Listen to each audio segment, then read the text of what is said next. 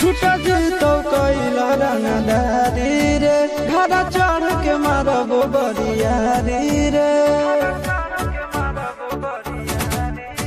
छूटा जी तो कैला रंगदारी रे घर चढ़ के मारबो बरियारी रे तोरा बाप के न तोरा दादा के चिन्हबो बेटा सब गोली मारबो तैबो गिनबो तोरा बाप के न तोरा दादा के चिन्हबो बेटा सब गोली मारबो तैबो गिनबो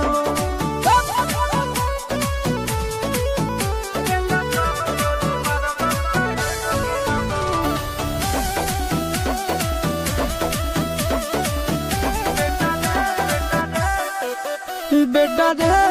काटा से ठोक देबो चिमनी के भाठा में झोंक देबो देखबो कवन बाप बचैतौ तोरा प्रशासन के गाड़ी भी रोक देबो बेटा जी सुनो बेटा रे काटा से ठोक देबो चिमनी के भाठा में झोंक देबो देखबो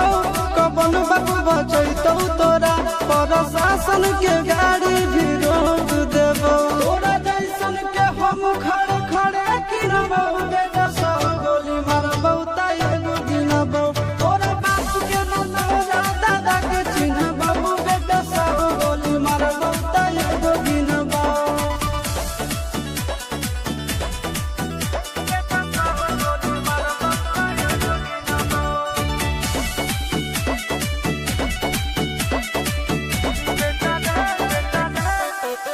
बेटा रे दौड़ा के बाजार में मारबो गोली तोर कपार में रंगदारी जे करभी बिहार में गड़ देबो गंगा जी किनार में इतना मार पड़तो न बेटा बेटा रे दौड़ा के बाजार में मारबो गोली तोर कपार में रंगदारी जे करभी बिहार में गड़ देबो गंगा जी किनार में कहो चिंटू आशीष के कारण सुनाबो बेटा सब गोली मारबो तैबो गिनबो तोरा बाप के न तोरा दादा के चिन्हबो बेटा सब गोली मारबो तैबो गिनबो मारत मारत पिछुआरा लाल कर दे बेटा ध्यान से बाप इधर है।